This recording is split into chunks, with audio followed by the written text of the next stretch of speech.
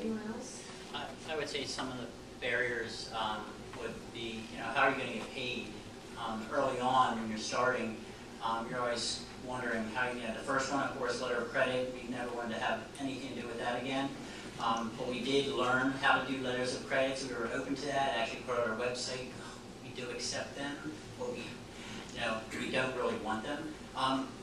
We wanted really to make sure we were going to get paid from these people. We had no clue who we were dealing with because we hadn't done international travel. We hadn't really met these people yet. So bridging that barrier really was we need to meet some of these people face to face. We haven't still done international travel yet, but we picked some key trade shows to go to that the international distributors would be at, so we got to meet them face to face. Once you shake their hand, once you exchange gifts in certain countries, that kind of thing, you automatically have this relationships. And then the emails take on a whole different flavor. Still, how to get paid, wire transfers and credit cards are basically how we live to get paid. And in the beginning, it was all prepay.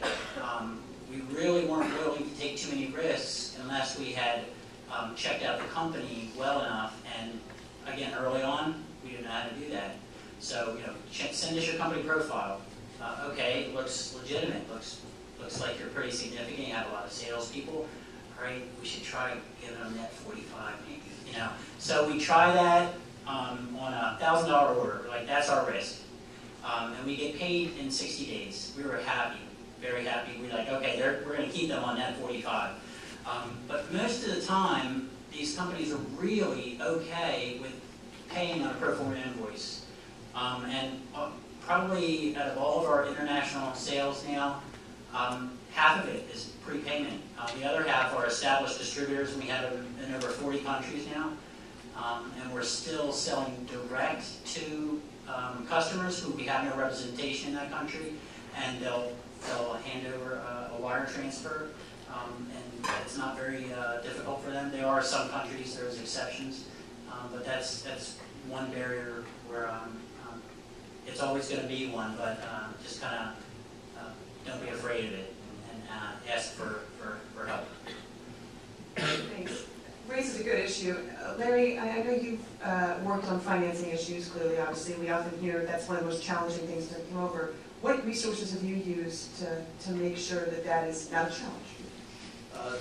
Sure. We, as Stephen mentioned, when you're in business, getting paid is really the first and last question, how that's going to happen. And when you start exporting, there is a whole terminology and a lot of issues that are very foreign sounding, can be off-putting. But we got tagged into the EXIM Bank folks very early. We started talking to our bank right away as we were getting these international inquiries for our product. And terms like letters of credit were coming up and so forth. And they really directed us to the EXIM Bank. And I will tell you that they were great. They came to our office several times, ran us, kind of through a little training course, helped us out with all the paperwork needed to be done. And because we used we qualified for the program where they would insure our orders, it basically made for us, as I think you mentioned earlier, we were able to sleep at night because we knew that once the EXIM Bank insured our order, we were going to get paid, by somebody, if not from our customer, by the EXIM insurance folks. So it really made it very, very easy for us to get started in that. We were lucky enough; we never had to do a letter of credit because we're selling primarily to channel partners, other companies who are distributors who are delivering our product. They are typically paying us with direct wire transfer, occasionally credit card as well. And we agree. Frankly, I think we have less issues with our foreign customers than we do with our North American customers in terms of getting paid. Thank you. Well, I pledge that folks in the audience would have the best questions for this panel, who obviously is capable of answering anything you may throw at them. So I would really encourage anyone who has a question about how to break into exporting or any challenge, come up to the microphone and pose that. or I gotta keep grilling these folks? Yeah, thank you.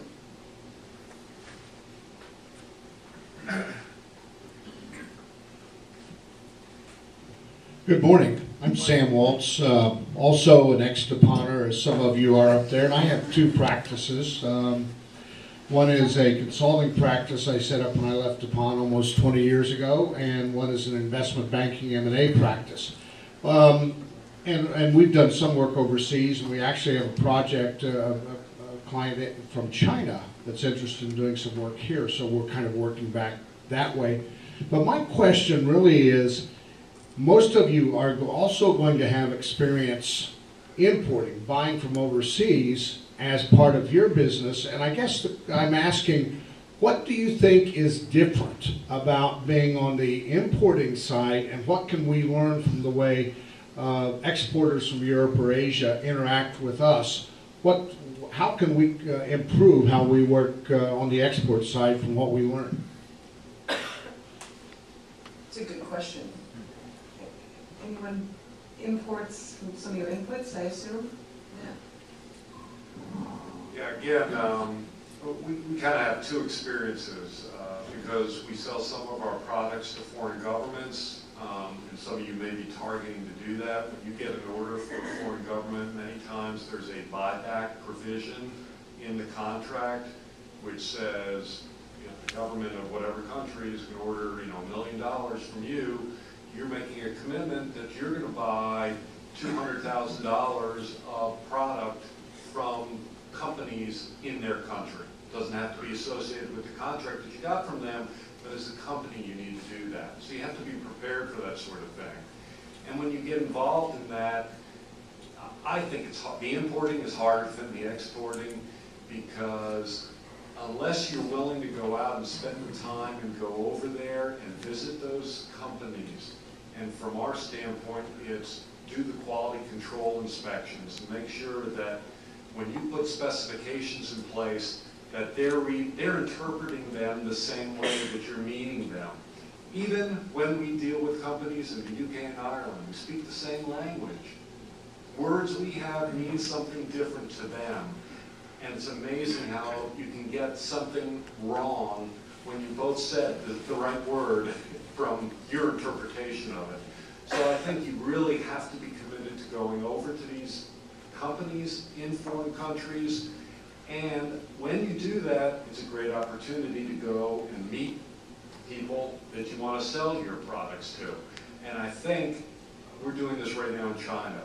We're growing our business in China, and we started by importing components from China. And through the companies that we buy the components from, they connected us up with what today are becoming very good distribution channels for us to sell our products. Thanks. Any other questions from the audience? Yes, thank you. Good morning, Peter Loyce. Have any of you worked with any of the foreign embassies down in Washington, D.C.